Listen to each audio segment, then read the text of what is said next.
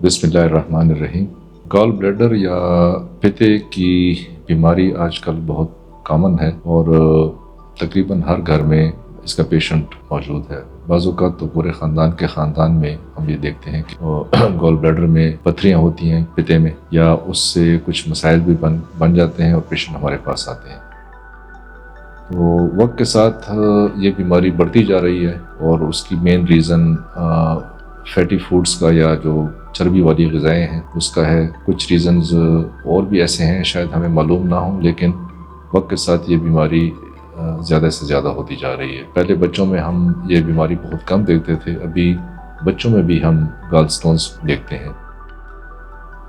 इससे gall bladder के stones की वजह से कुछ मसाइल बन सकते हैं, जैसे कि पेट के ऊपरी हिस्से में दाएं जानिब थोड़ा सा दर्द होना और उल्टी होना या ब्लोटिंग और गैस का बनना। और अगर गॉल ब्लैडर के स्टोन्स की वजह से कॉम्प्लिकेशंस हों तो वो फिर ज़्यादा पेचीदा होते हैं।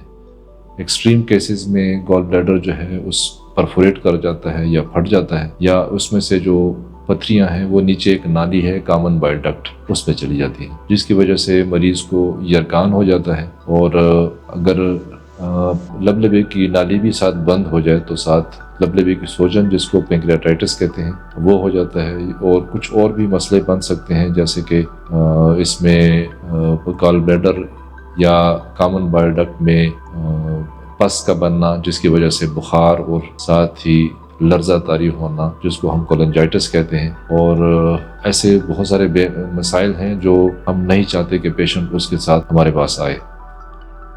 अगर मसाइल के साथ पेशेंट आएगा तो पेशेंट के लिए ख़तरा भी ज़्यादा होगा और सर्जन का काम भी ज़रा मुश्किल होगा। तो अगर सिम्टोमेटिक गॉल स्टोन्स हों तो पेशेंट को चाहिए कि उसकी ट्रीटमेंट फौरी करवा ले, अगर कोई ऐसा रीज़न ना हो जिसकी वजह से वो गॉल ब्लैडर की सर्जरी या ट्रीटमेंट ना करवा सके।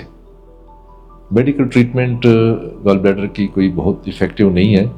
कुछ ऐसी मेडिसिन हैं जिससे ये गॉल स्टोन्स ख़त्म हो सकते हैं, लेकिन वो छोटे कोलेस्ट्रॉल स्टोन्स के लिए होते हैं और अक्सर पेशेंट में गॉल स्टोन्स दोबारा बन जाते हैं अगर वो पेशेंट उस ट्रीटमेंट को स्टॉप कर दे। सबसे बेहतरीन ट्रीटमेंट गॉल स्टोन्स की सर्जरी है।